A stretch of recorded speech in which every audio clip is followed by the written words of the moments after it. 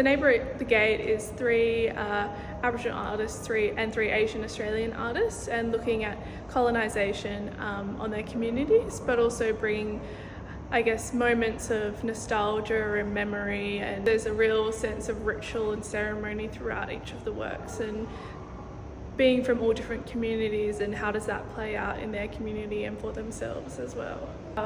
Asian Australians and Aboriginal Australians have had a longer history than white Australia has had. How we don't speak about it really came out of this segregation between white and Aboriginal people, or white and others. It was actually the segregation between Aboriginal people and Asian people. So really trying to keep communities apart where they were naturally brought together from, you know, their experiences of pain and the injustices of colonisation. Gina's work really focuses on the lotus and the lotus chip and lotus flower have been made using the immigration documents of her family.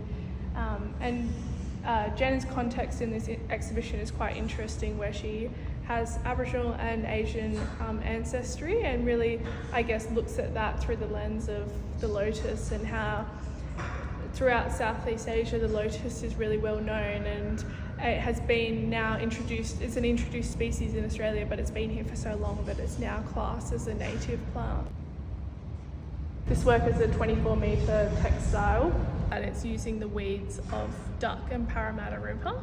And the reason why he chose to do that was there is a huge amount of Agent Orange in those rivers because of there was all those factories making the Agent Orange in Parramatta, and so once that actually closed down, they buried the Agent Orange, and eventually it started floating out into the river, and so these weeds are all contaminated. It's for James and his family to reckon with, being from Vietnam and that whole history of Agent Orange being used there. And all of the artists have a sense of collaboration, whether it's with archival or past materials or with current collaborators or family, whatever that looks like. It's really community and collaboration. I think that's been the sense of the overall project.